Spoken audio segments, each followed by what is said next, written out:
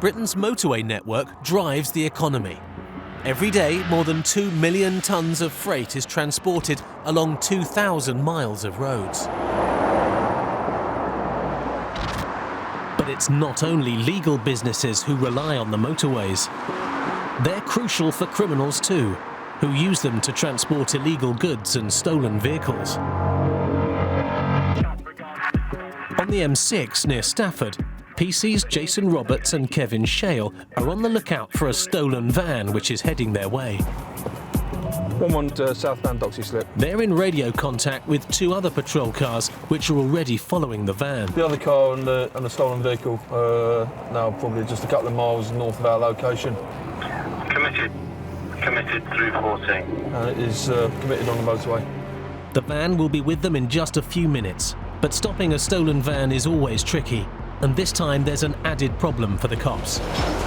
Roadworks are starting in a couple of 100 yards and the roadworks continue down to the next junction, so we won't be trying to stop the vehicle before the next junction.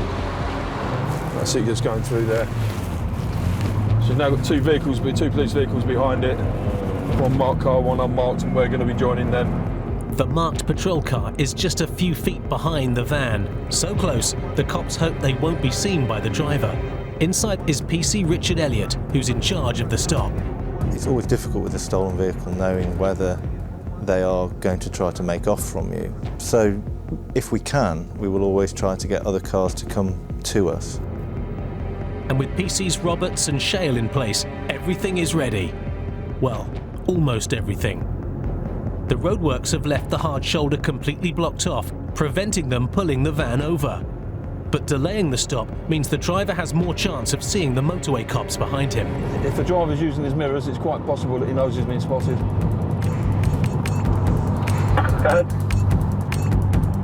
Vehicle is committed, Doxy South towards 13. Once we've passed through 13, we'll carry out an enforced stop.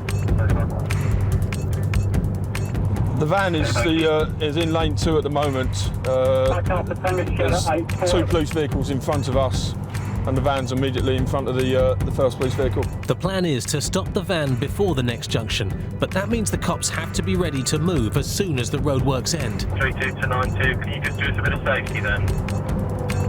92 noted, dropping back. The unmarked car drops back to control the traffic following behind. But if the van driver decides to go for it, the cops could be in trouble. It's a bigger vehicle than we are, so it's obviously the potential is there for him to try and bully his way past. Finally, the hard shoulder is clear and the cops can make their move. Just confirm you want us to the front of them. Yes, over. Understood, thank you.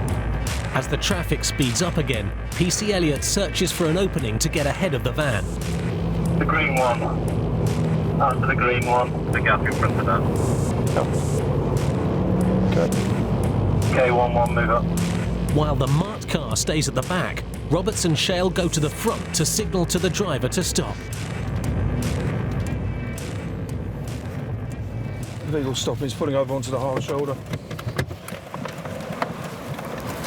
Vehicle stop. Just step out of the van for me, please, if you would.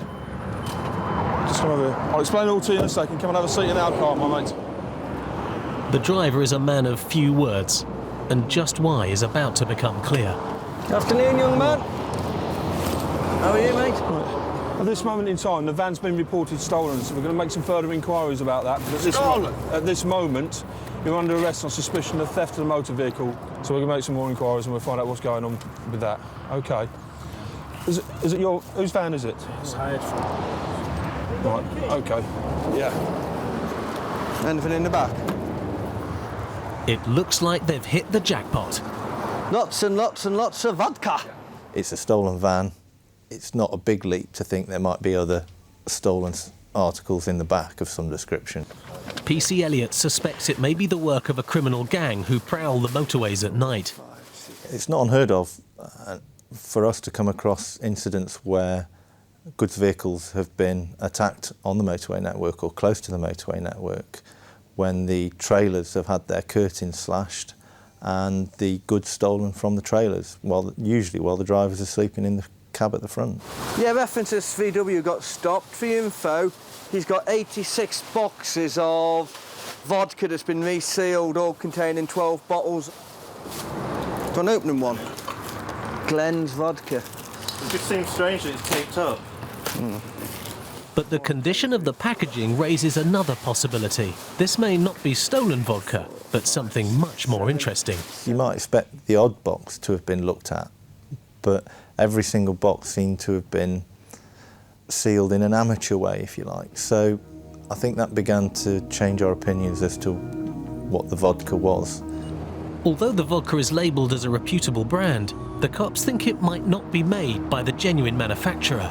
They're beginning to suspect that it's counterfeit or fake vodka. A normal distributor of alcohol wouldn't have boxes that have been opened and resealed badly if it's genuine vodka. The van and the man will be taken away while the cops try to work out where the vodka has come from.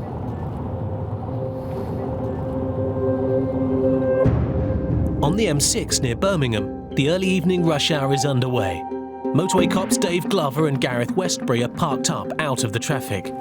They've received intelligence about another van which is on the move. This one is thought to be full of thousands of counterfeit cigarettes. Page 4, I picked up the transit, the LDV van.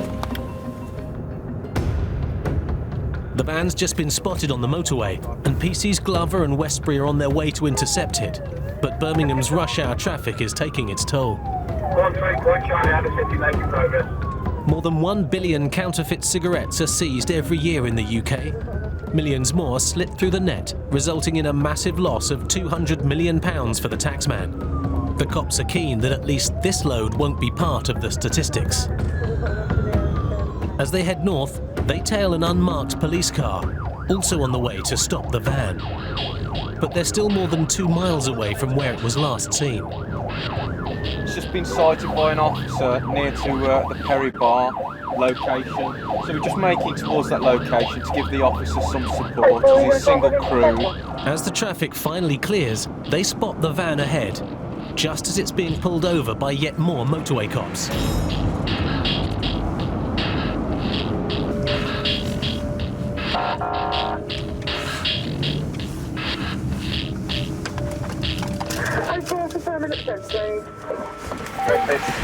As the driver is cuffed, PC Glover checks the back of the van.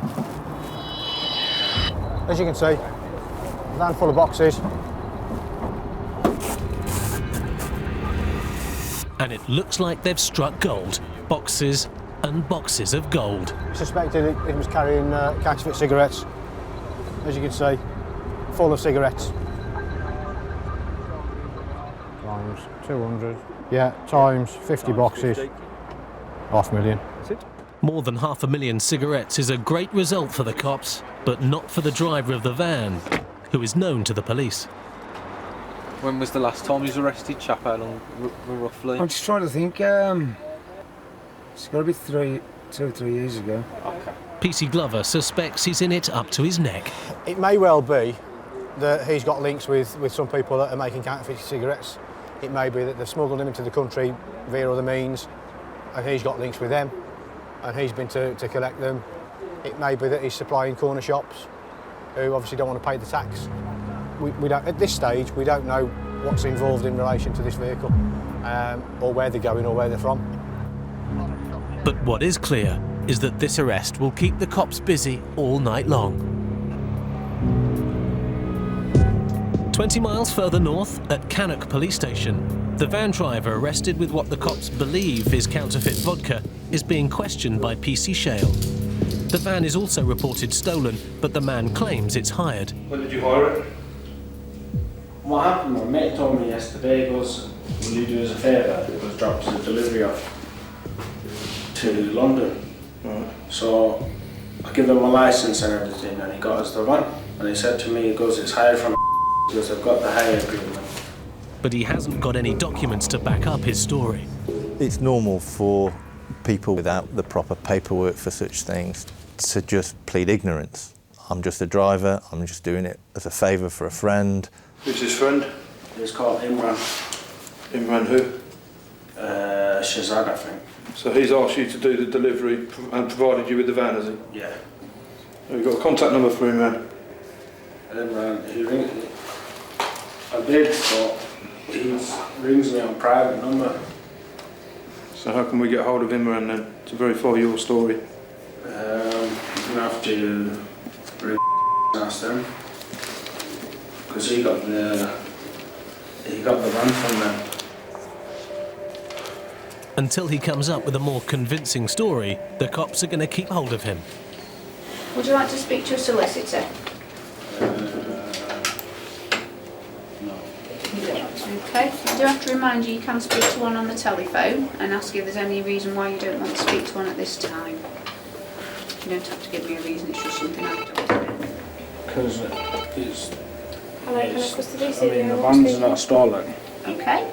and Hi, the deliveries come from a cash and carry, so it's... His latest story is that the vodka is from a cash and carry store, but that fails to impress PC Elliott. You wouldn't expect to see that amount of alcohol without some kind of receipt, some kind of bill from a cash and carry. So, if nothing else, it'll be a customs-related incident. We'll see if we can find out where the vodka's come from. And his first line of inquiry is the internet. Using one of the many police tools available to us, Google, I was able to find out a bit more about Glen's vodka and the counterfeiting of it. Glen's vodka is a genuine and popular brand, but one that is being used by the crooks to pass off their substandard and often dangerous liquor. When something's counterfeited, what you're getting is an inferior product. They're not going to be subject to the same kind of control measures that properly produced alcohol will be. So it will be produced as cheaply as possible, and that could be under conditions that are extremely unhygienic or whatever, but the actual purity of the alcohol itself can be extremely bad for you. The counterfeiters, they're making this illegal alcohol. They're not worried about what they put into it. They don't care about your health, about my health. All they're interested in doing is making the product as quickly and as cheaply as possible, getting it out there and making a quick buck. This batch of fake vodka will be destroyed. It's just a small proportion of more than 7 million litres of alcohol seized last year. But not every seizure is so easy. There are thousands of white vans on the road. We picked on this particular one because it had a stolen report on it. Who in their right mind transports counterfeit goods in a stolen vehicle? We seize on the mistakes that criminals make. As well as stolen goods, the motorways are also used to quickly move stolen cars from one part of the country to another. And the Midlands, the hub of the network, is often the best place to intercept them. I've got the reg. Can you just give us the make and colour? The Land Rover. Yes, please. Green Land Rover, Range Rover. The stolen Range Rover is travelling south on the M6, and PC's Roberts and Shale are on their way to intercept it. There was a high-powered vehicle that had recently been stolen from a house. Intelligence was good. It's definitely a stolen vehicle. Obviously, we're making 11A. Where's it last? The car was stolen up in Lancashire, and officers from the Greater Manchester Police are following it. Officers from GMP are in a black Honda Civic. That's understood, thank you. The plan is for the motorway cops to help their Manchester colleagues stop the car, but they're still 2 miles from the nearest junction. This is very much a race against time now, just trying to get onto the motorway so we'll see if we can catch up with this vehicle and see if we can intercept it. PC Elliott has also joined the hunt. 3-2, just approaching 12. Yeah, 30 seconds from 11. Major roadworks on the southbound carriageway are causing traffic to slow. But this time the roadworks may help the cops by delaying the progress of the stolen car. Feeling static. It's a static traffic. It hasn't hit 11A yet. The question is now whether the target car has already passed by the junction. Tango 11, can you just confirm, has it gone through 11A, please? Not according to the system, bear with me. Feeling static. Yeah, received. We're going to remain static then. At the moment, we've got 3 lanes of static traffic. We know that the car is just a short distance behind us now. It's literally probably just a mile, if that. We're just going to wait for it to come through in the static traffic, which is really sort of played into our hands. But spotting the Range Rover amongst the HGVs is proving a problem. There are hundreds and hundreds of vehicles on the motorway, slow-moving traffic, and it was a bit like looking for a needle in a haystack. Approaching 11A, 11A. They'll be with us very shortly.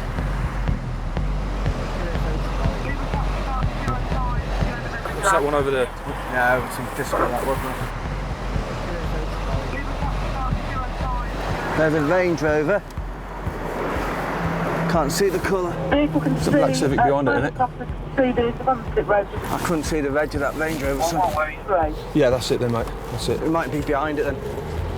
Yeah, we think we're behind it. Stand by. Stay there! Yes, we are behind it. We're going to go for it, over. As the cops force their way into the traffic, the order to strike comes in. Do it now, do it now.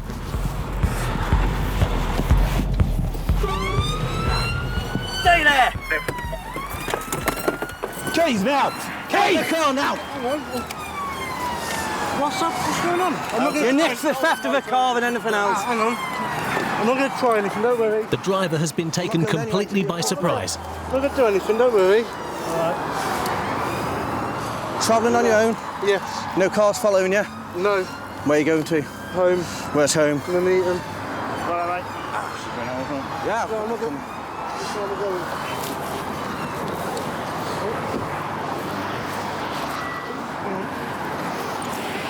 Okay, you know you've been nicked for the theft of this motor. Yeah, I presume so. Where have you got it from today? I've just got it from... You bought it? Pardon? You bought it? No, I've had to bring a drive. You have to drive it down Okay, here. then. Mind your arm a minute, our kid.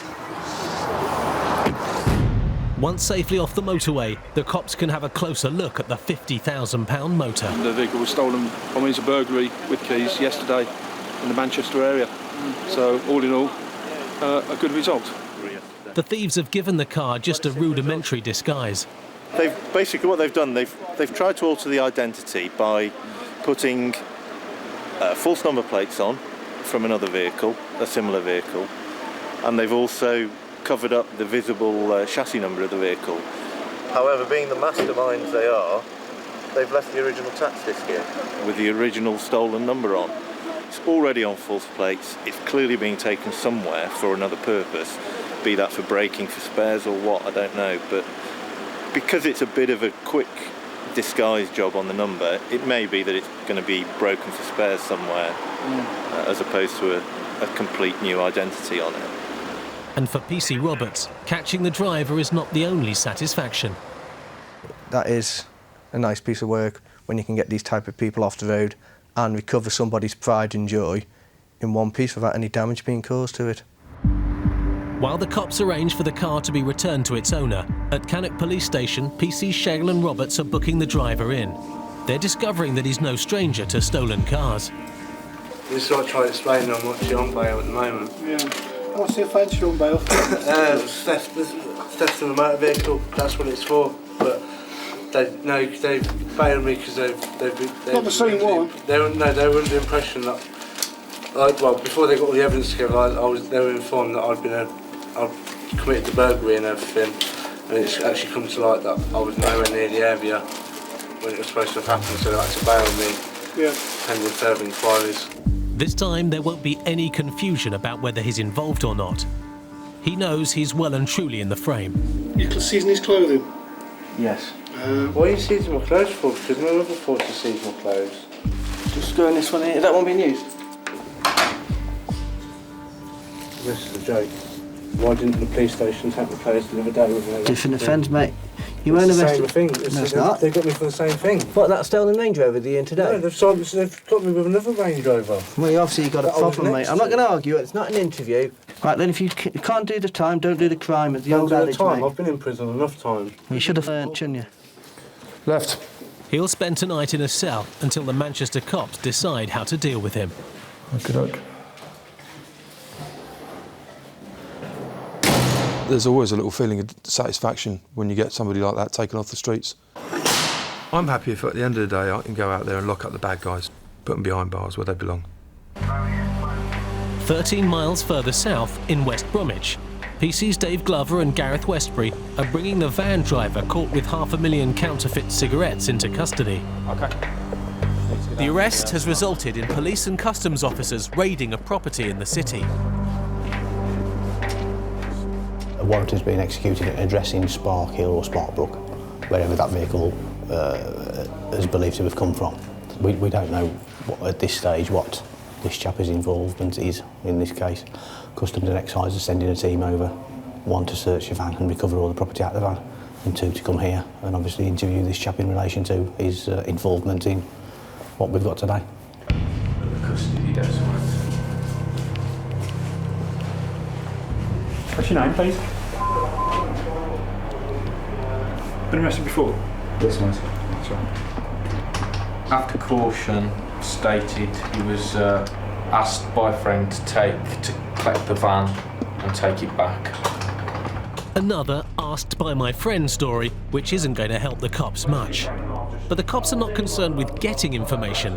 They're more interested in stopping him passing information on to his mates before the operation is completed. I think colleagues spoke to the duty inspector about rights being delayed, phone call and intimation.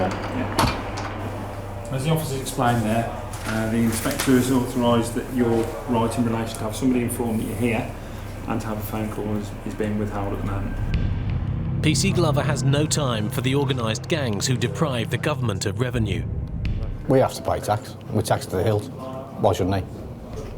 You know, why should people get away with it? No sympathy at all. While the man stews in the cells, news of the raid is coming in. The update, just after my sergeant, is that there was one person there and there's been around about 2 million cigarettes recovered from that address. So, overall, quite a good outcome.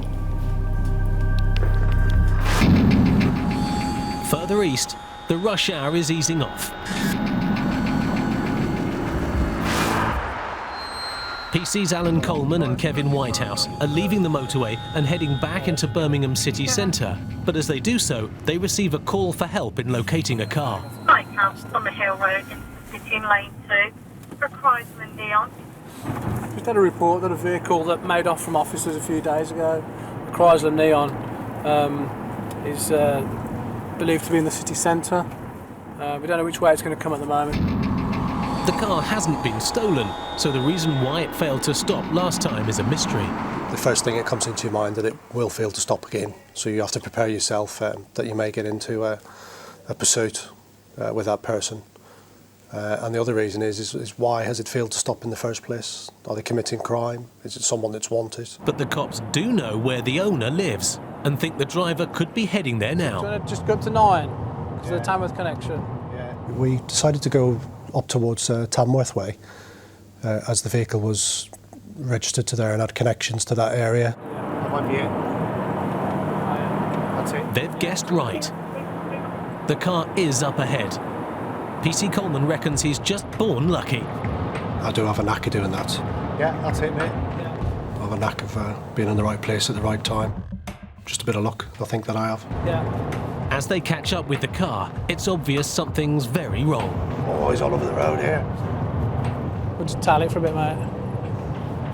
The car is weaving across the lanes. Drink may be an issue, and because the car failed to stop last time, there's a good chance it'll do so again. The car had a report on it for failed to stop. So it's best to follow that vehicle for as long as you can and get other resources into position, so that if they manage to get away from you, you stand a good chance of catching them. Good erratic, isn't It's all over the place, isn't it? Yeah. While the roads stay quiet, the cops will follow until backup arrives. Yeah, 2-2. He's 80 miles an hour, a little bit erratic in the lanes on the run up to junction 9, stand by. But as the car approaches a junction, the driver shows little sign of slowing. Gonna do the red light. Go on, mate. This is now getting increasingly dangerous. Yeah, it's off at junction 9 on the A446 towards the Belfry of it. The vehicle was weaving all over the road. It was getting very close to the curb, and I know the area quite well because I live there. He's bladdered, this bloke is. There's still no sign of any other patrols, and as the car heads towards a town, the cops are forced to make a decision. We're going to have to do, and we're going to get into a built-up area in a minute. Yeah. Yeah. I wanted the vehicle stopped before we either engaged in a pursuit through built-up areas, because it's more dangerous to pursue a vehicle through built-up areas than it is through the countryside. I took the choice that maybe we should try and stop the vehicle now. 60 miles now, we'll light him up. 2 lights are on, he is braking, stand by. Fortunately, the driver's seen sense. 2 vehicles stopped, stand by. Just as a patrol car arrives. Hiya. When it was eventually stopped, I was a little bit shocked at what appeared from the driver's seat. Can I have a seat in the back of our car, please, will you? I assumed it was a male because, rightly or wrongly, most people that we actually pursue, most people I've pursued in my life as a police officer have been males. Hello. Hiya. Cancel him now. God, what shit? What have I done? Your driving's all over the place. 60? Yeah, but you're like this. I'm not. You are. 60? Thank you. Her behaviour is convincing the cops that their suspicions that she's been drinking may be correct. Listen, I've been at work for 15 hours. I'm Yeah. sorry. No. The thing is, you went through a red light as well. I've got 3 kids at home. I've been up since 7:30 this morning. All I want to do is get home. Okay. No, not you, and I'm no disrespect. I appreciate your job. This is me, I work in a casino. If you can appreciate that. Yeah. I really, honestly. But at the end of the day, we want to make sure you get home safely. Well, I do. And when you go onto the hard shoulder No, I'm and sorry. swerve back out again. Do you know what? Yeah? But, particularly this time in the morning, from your manual driving, Yes. when you come up the M42, you've exited at junction 9, you've gone through a red light. I'm just trying to think. When you've come off Do at you junction know, 9 of Dunton Island, the big island. It means nothing to me. And then obviously coming down here. Yes. You've No, been... you know what? I'll put my hands up to that.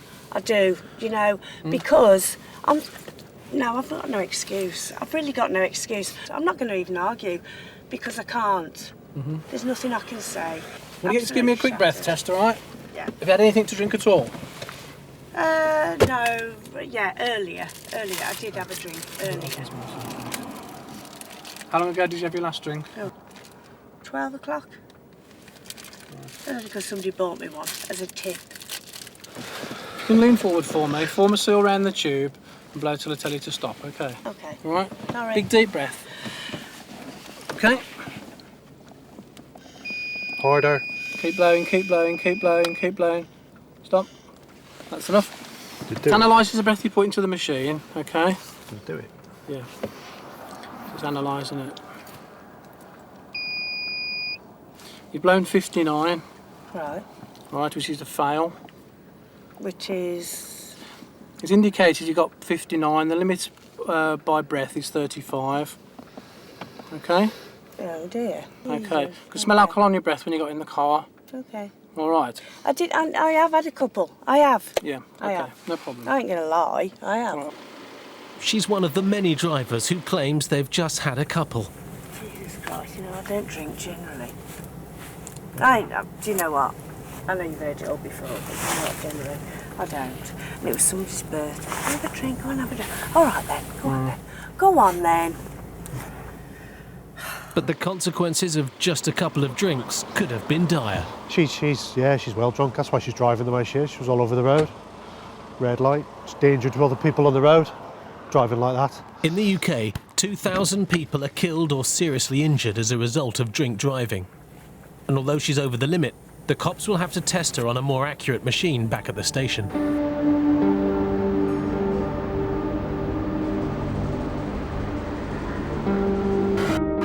5 miles north of Birmingham, PC's Dave Gaunt and Kevin Faulkner have been called to a breakdown on the M6 near Walsall.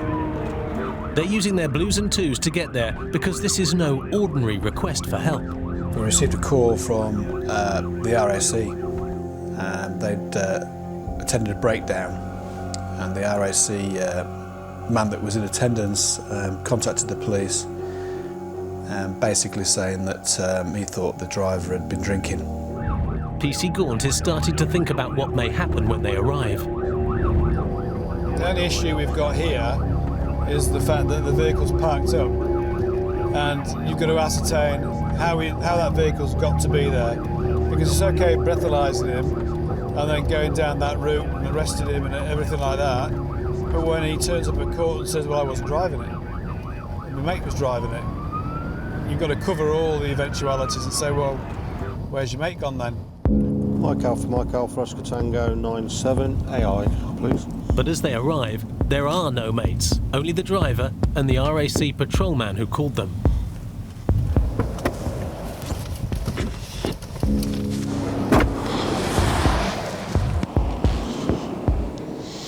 You doing all right? I just broke down. You just broke down? Just come and take a seat in our car, will you? It became apparent straight away that he had been drinking because you could smell the intoxicants on his breath. Just take a seat in there, will you? Hello, mate. What's up with your car? It's run out of fuel. Oh dear. Is it your car? Yes, it is. Sorry? Yes, it is. How's your car got here? I drive it. You've drove it, have you? What's your name, please? Christopher Russell. You had a drink tonight? Yes. How much you had to drink, mate? 1 1/4 pints. And whoever buys a quarter of a pint of something, it doesn't come in a quarter of a pint, does it? So you think perhaps he's not quite telling the truth. Unless he's gone minesweeping and he's gone around everybody else's drinks on the table and had a quarter of a pint out of somebody else's glass, perhaps. How long ago was your last drink? It was about 20 minutes ago. Because I can smell alcohol on your breath, okay? And you've told me you've driven that car there. I'm going to require you to provide me a specimen of breath for the purpose of a roadside screening test. Okay. It's a bit like blowing a balloon up. You're not inflating anything, but that's the sort of strength of breath that you're going to need. Okay, if you lean forward, I'll hold the device. Keep going, keep going, keep going, keep going, keep going, keep going, keep going, keep going, keep going. Okay, thank you. What the device will do now is analyse your breath. Okay. You see what that says there? Fail. That says fail, okay? So you've therefore failed the roadside breath test procedure and therefore arresting you on suspicion of driving, having consumed excess alcohol. It's a surprisingly high result for someone who claims he's drunk just 1 1/4 pints. Yeah, okay. Whatever the amount, it's too much for Faulkner. It wouldn't bother me in the least if they said it was a nil drink drive limit. I've attended fatal accidents where drink has been a factor. What's left of vehicles and what's left of people is not very nice. And we have to go and deal with that situation. And the RAC patrolman is in no doubt about how drunk the man is. Well, I got down here. Well, I called him up originally, and he said I've run out of fuel, and he was slurring his words. Obviously, came down here, said smell. So I just told him we're waiting for a truck. I said I think he'd been drinking his mouthwash. And it turns out the cops arrived just in time. To be fair, when he turned up, that's why I called him there, and I blagged him and said, "What's your address? Where are we taking you to?" Yeah. I thought he was going to leg him. Really? Yeah. Because he'd already called his mate to come pick him up. Was anybody else in the vehicle at the time No, when he he came? was on his own, and he was in the driver's seat. Okay. when I arrived. And did he tell you he'd driven there or not? Yeah, he said he was on his way to Walsall to see his girlfriend. Some emergency. But he won't be seeing his girlfriend tonight. I'm in the back of a police car at the moment. I've just failed a roadside breath test. And news about the driver's previous convictions is just coming in. Yeah, okay, lovely, thank you. Just got a result back on the radio. I've done a check on him to see if he's got a licence, etc. And he's got previous for drink drive. More than 1 in 6 convicted drink drivers are caught drinking and driving again. But this man claims he's not one of the statistics. I don't know, because I've never been done before, so... The roadside test machine PC's Gaunt and Faulkner are using just shows a pass or fail. To find out exactly how much he really has had to drink, they need to test him again at the police station. Any delay has important consequences. When somebody fails the breath test, it's a key factor for us, really, to get them to the police station as quickly as we can. If they're very close to the drink drive limit and they're kept too long before they go on the machine, there's a good chance that they will, their result will diminish to a point where they're under the limit. While PC's Gaunt and Faulkner take their man in, PC Gareth Westbury has teamed up with PC Martin Smith. Right, the latest adventure for the night then, we've just had a call to say there's about 9 or 10 well, they're described as illegal immigrants walking on the motorway. The Midlands motorway network runs right through the urban areas of Birmingham, and here, jaywalkers can be a dangerous problem. Reports of pedestrians in the motorway we treat that as a fairly urgent call, because when pedestrians go onto the motorway, quite often they get run over. More information is coming through. It's now one pedestrian walking between junction 9 and 10. The cop's main concern is to avoid a serious or fatal injury. He's a danger to himself as well as others. He could just wander out into the main carriageway from the hard shoulder. He doesn't stand a chance. It happens.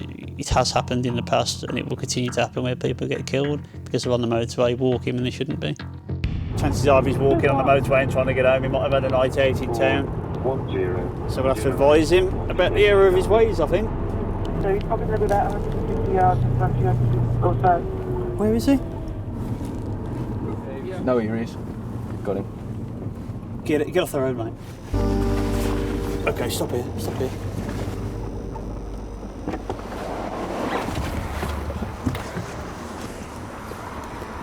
At this time of night, PC Smith is expecting that once again drink may be an issue. Hello, sir, you alright? Especially as there's a report that he's been seen on CCTV kicking traffic cones into the carriageway. Could we ask you to sit with us for a few minutes? PC Smith can immediately tell he's had a drink or two. I think it was quite obvious from the onset that the bloke had had a few too many, and he was just quite a bit drunk, really. Please come and sit with us, chap.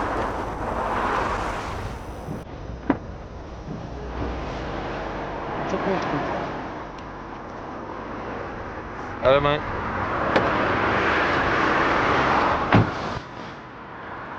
What's been going on then? How come you're on the motorway wandering about? I'm not wandering about, I'm trying to get my brother-in-law's picking me up. Where from? Junction 10. He'd been on a night out somewhere, couldn't quite work out how to get home, and ended up trying to navigate his way there on the motorway. But the man has still not sussed out that he's in trouble, and he's phoning his brother-in-law hoping for a lift home. But if you can get back to Junction 10. Do you want me to speak to him a minute and tell him what's going on? Yeah, Do you want me to tell him who you are? PC Smith has other plans for him. There's been an accusation made against Marlon. Obviously I can't talk about that, but he has been arrested and we're going to Walsall police station. Please tell me what I've done wrong. We'll explain again in a minute. He's very drunk. He's been found on the motorway. Very drunk at That's all. about as much as I can tell you, okay? He was quite drunk, so he probably maybe didn't remember, but at the same time, if he did, being as he was drunk, he didn't want to get into trouble, so he was going to lie anyway. What have I done?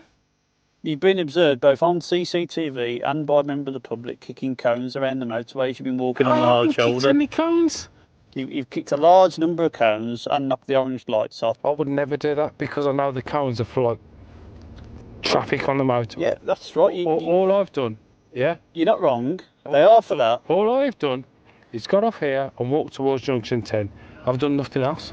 I haven't kicked any cones, I haven't tried to disturb any traffic or anything. I wouldn't be that stupid. Although Marlon still believes he's done nothing wrong, the cops have to act on the information they've had from the CCTV operators. They've no choice but to take him into custody to get to the bottom of what's actually happened.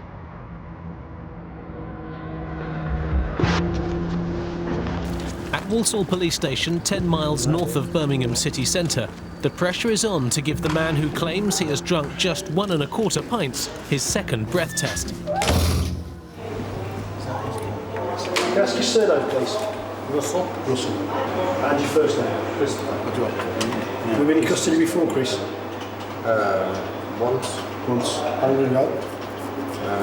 About 18 months ago. They want to get an accurate reading because as every minute ticks by, his alcohol level is going down. Middle names? Christopher Anthony Stephen. But first they have to verify he is who he says he is. You did give that name last time you came in? Yeah. To make things worse, at this time of night, the custody suite is full of yet more drink drivers waiting to be tested. Do you agree to provide with this test? No! While they wait for the backlog to clear, the cops investigate their suspicions about the man's identity. He had 2 forms of identification on him. He had an identification card in one name that we'd booked him in as, and he had a driving licence in another name. There was a full driving licence, but the two photographs were the same person. He'd boxed himself into a little bit of a corner. He's given one chance to come clean. Christopher, this is your opportunity to give us the correct details, okay? It is. The correct details. We will be fingerprinting you immediately as soon as this procedure is finished. And the photographs shown there, I'm more inclined to believe the central pass in the driving licence. I accept driving licence photographs are very good, but that looks more like you than that one, and that's a different name. And what have you got in this about cars with you? It doesn't add up, does it?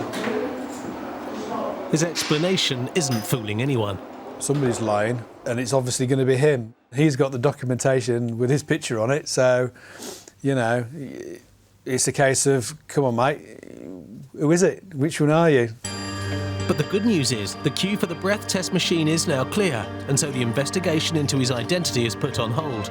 But only until the cops check out his tale about having drunk just 1¼ pints. Right. You know, you might well be under, and if you don't blow, you're never going to know, are you? All right.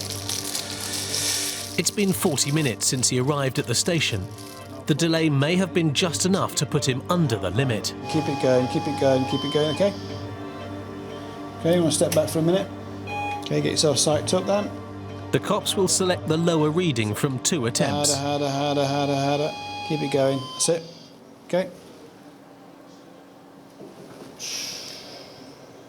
36, 37. He's actually failed the test, but not by much. And it's police policy across the UK to allow some leeway before they decide to charge. So, you're over the legal limit, but the legal limit's 35. We don't prosecute till 40 and above. It's been a very close shave. There've been calls for the limit to be reduced by nearly 40%, bringing the UK into line with much of continental Europe. It's estimated that this could save up to 160 lives per year. We always give certain tolerances to allow for any discrepancy in the machinery. If there's a percentage that the machine can be out, the police like to give that. Everything's always in the driver's favour, so if the legal limit's 35, you always give the benefit of the doubt a little bit because the machine might just be a little bit out. I'm just surprised I passed. He's off the hook on one charge, Just surprised. but he's yet to convince them of his true identity. These days, everyone who's arrested has their fingerprints put on a police database, so it's easy to check out who they are. The results take just a few minutes and confirm their suspicions. His alias names are Macaulay Anthony Conway and Christopher Anthony Russell. Yeah, his main name's Stephen Conway.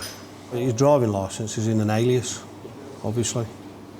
I would say it's not a forgery. I think he's just applied for that in his Russell name, his Christopher Russell name. They've found out that he has a checkered past. He's got loads of form.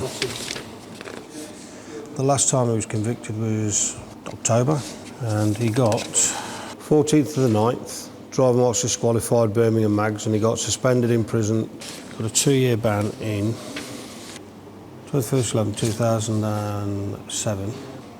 His attempt to continue driving whilst banned has backfired. He was disqualified until 2010.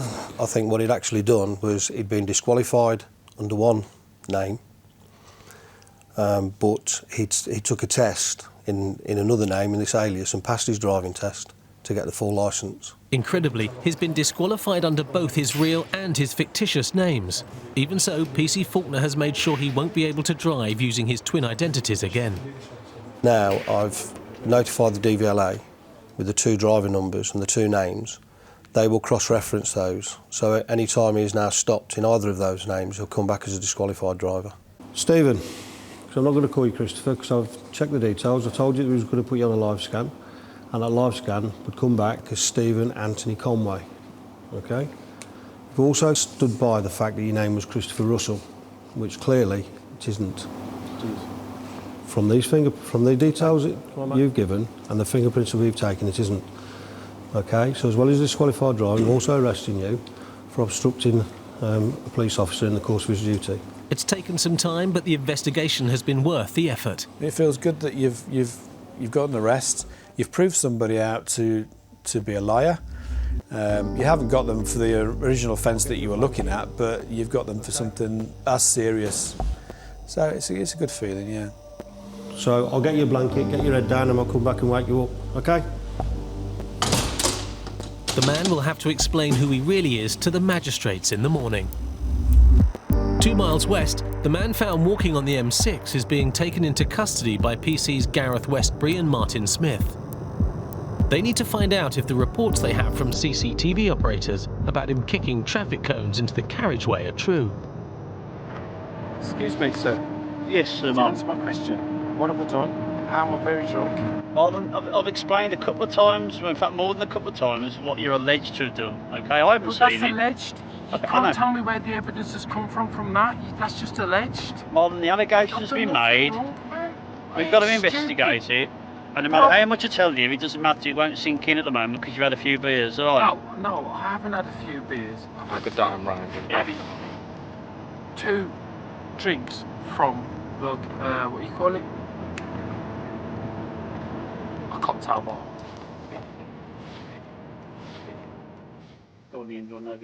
Is this because my skin's black or something? Huh? You probably might be What's that story, Marlon? Is it because my skin's black or something? No, it's not. Well, He was arrested because of what he'd done, and that goes for anybody. It doesn't matter. If you commit the offence, you can expect to get arrested. what have you seen me do then? I've done nothing wrong. Well, it's not what we've seen you do, it's what somebody else has seen you Well, do. what have they seen me do then? They've seen You haven't told me what they've seen me do. Because I know I haven't done anything wrong. I ain't stupid. Quite frankly, getting him out of the car, I couldn't come a moment too soon. I've never known one person say so much in such a short space of time to so few people. I must have some degree of respect here. I've done nothing wrong. I am not a criminal. I have never been a criminal. I've never been fingerprinted. During the whole of the time at the police station, this guy was particularly vocal. He was quite agitated. He became quite verbally aggressive. Don't create a confrontation with him. I'm not creating a confrontation. If you tell me what I have done wrong. And in the end, I think the sergeant just became quite fed up of his rantings, and it was suggested that we just escort him to the nearest cell. This is a joke. This is, honest to God, this is a joke. And he was left there for the night to basically sober up. How long are we going to be in the cell for? Some officers from the morning shift are going to be coming to speak to Marlon, not me. In the morning shift? Yeah, they're on in an hour, Marlon. Come on, Marlon. Please. Marlon, come on. Marlon, we need you to go in there. There's nothing wrong, man. Just stand back for the door, please, Marlon. You're loving this, isn't you? We're not actually. The buzzer there. Press it once and we'll get to you as soon as we can, You're okay? loving this, isn't you?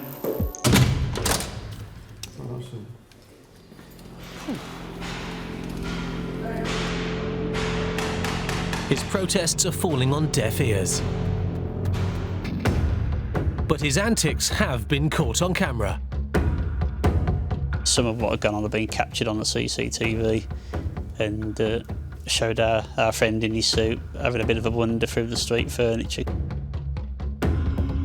He committed this offence called causing danger to road users. And what may have been just mucking around has caused problems for the motorway traffic. As it turned out, we got a lorry driver who'd contacted the police and said he'd seen this guy kicking out at cones and at one had come onto the motorway and caused him to swerve his large goods vehicle. By 6 a.m, traffic is already building up on the M6. Every hour, more than 7,000 cars, vans and lorries will pass by Birmingham city centre. The motorway cops are nearing the end of their 12-hour shift. But before they can take a break, there's one last problem for PC's Alan Coleman and Kevin Whitehouse to sort out.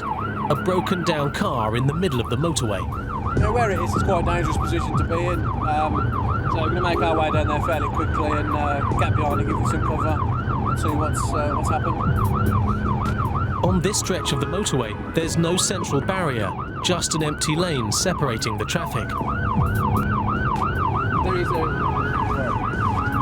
That's ridiculous what they're doing. That lane's there to prevent other vehicles having head-on collisions, so it's a barrier between the two opposing sets of traffic. And it's here, right between the fast-moving commuters, that the car has broken down. It was just sat there, no lights on, no nothing. It's a very, very dangerous place to be. The Range Rover Rapid. All right, what's up? No petrol. No petrol? Yeah. Will not start at all? This is possibly the worst place in Britain to run out of petrol. You shouldn't come on the motorway, no petrol, you know. Yeah, okay, hang on.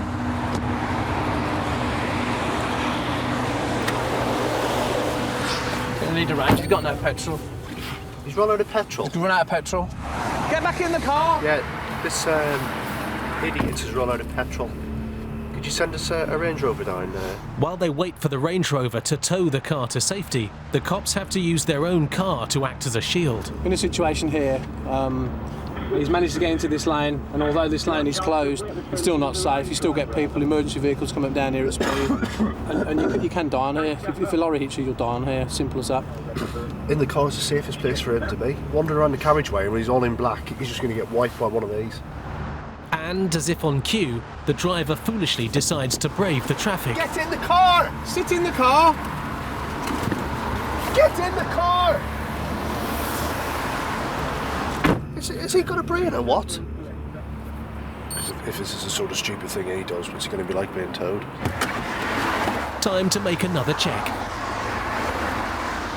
Have you been towed before? What do you mean towed? What do I mean towed? Towed, as in pulled with a rope?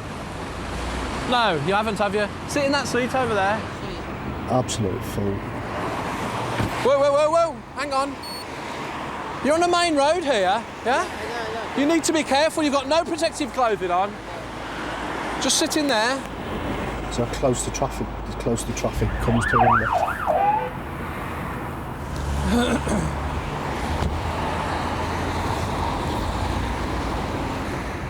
He's put four people in danger here, 5 including himself, plus all these other motorists. He's put them all in danger through his stupidity. So we're just about to go off. I can't believe you come out without no petrol, mate. You pass your test. It's reasonable to expect that you should know that your petrol gauge, every car's got a petrol gauge, that you should have some sort of indication on there. Is this your car, is it? Is this your car? It takes just a few minutes to tow him to safety. Right, you need to phone someone to come out with some petrol. Could you just take it? No. You're in enough trouble as it is. Yeah, I've told him what to do. He's just asked if we can drop him home. He had the cheek to ask us to give him a lift back to his house, which that's not happening. It says police in my shirt, not taxi. What sort of driving licence have you got? Yeah, UK full license. And how long have you had that? Since 2006. Right, you know when you took your test? Yeah, driving test? Yeah. What did it say about preparing for your journey, making sure your car was in a roadworthy condition, and had oil, water, and most of all petrol? But PC Coleman has an even more important question for him. Where have you been? Have you been at work or something? No, I've been with my friends. Right, have you been drinking last night? No. You sure? Yeah. Sure I got a whiff or something. PC Coleman's not convinced that he's getting the truth about his drinking, but before he can test him, more information is coming in about the man's licence. So confirm you've got an exact match on his details, but he's a non-licence holder. So 3 points as well. Yeah, no match on his details, no exact match, and a non-licensed holder on the DL. You haven't got a driving licence. You look surprised and shocked. Did you understand what I said to you? Yeah. You don't have a driving licence. So what are you doing driving this car again? You've already been caught once for it, haven't you? Yeah, I've sent the carrier pigeon. Yeah? I'll choose it. I'll issue you with a fixed penalty notice. You can get another 3 points on the licence you don't have. Your car will be recovered. We're seizing the car. It'll cost you £150 recovery. Okay. Now it's Coleman's turn again. Require you to provide me with a specimen of breath for analysis. Blow hard, long and hard, like you're blowing a balloon up. That's it. Go on. Harder. Keep going. Keep going. Keep going. Keep going. Stop. Stop. Stop. Stop. You have had a drink last night. You have you? A little bit. Yeah. Well, don't lie to me when I ask you, saying, have you had a drink? Yeah, no, I haven't had a drink. Just a little bit. Yes, I've got a licence. You're literally on the margin. It's 35. Okay, so we won't be doing anything about that today, unfortunately. The driver is right on the limit, and as they can't prosecute him, he is free to go. But his car will be locked up in the police pound. There you go. What do you need from the car? Get it from this side, all right? He's travelling light, just a half-finished can of pop. You're going in our car with that. Is that empty? Little bit. So either drink it or throw it away, all right? Not the can. You don't throw the can away. Is he having a laugh, is he? You can't throw that away. I want you to pick it up. I don't want you to throw it on the floor. With the empty can safely clutched in his hand, the cops have one last job to do. We're just going to drop you at the top of the road, mate, okay? Top of the road? Yeah, we ain't taking you home. The cops will take him just off the motorway, where he'll have to find his own way home.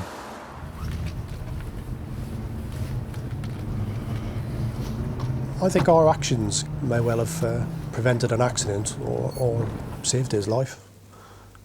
Because it was a matter of time before somebody went flying straight into him. But he's not in the mood for thanking the motorway cops. Bye. It's illegal to driving without driving license in this country, but I have to do that, because I applied a few times for driving license, but they don't give me driving license. The man who ran out of petrol and who lied about having a license was fined and given another 4 points on his non-existent license. The man who was filmed on CCTV kicking traffic cones was fined £80 for being drunk and disorderly. The woman driver was found to be nearly twice the legal drink drive limit, was fined £160 and banned from driving for 12 months. The driver who gave the police a false identity was sentenced to 5 months in prison and given an additional 4-year driving ban. The man stopped in the stolen Range Rover, pleaded guilty to handling stolen goods and was given a 12-month suspended prison sentence. The van driver, with £9,000 worth of counterfeit vodka, was fined £250 for evading excise duty. The liquor was destroyed by trading standards officers. And the driver who claimed to know nothing about the 500,000 counterfeit cigarettes in the back of his van pleaded guilty to fraudulently evading excise duty.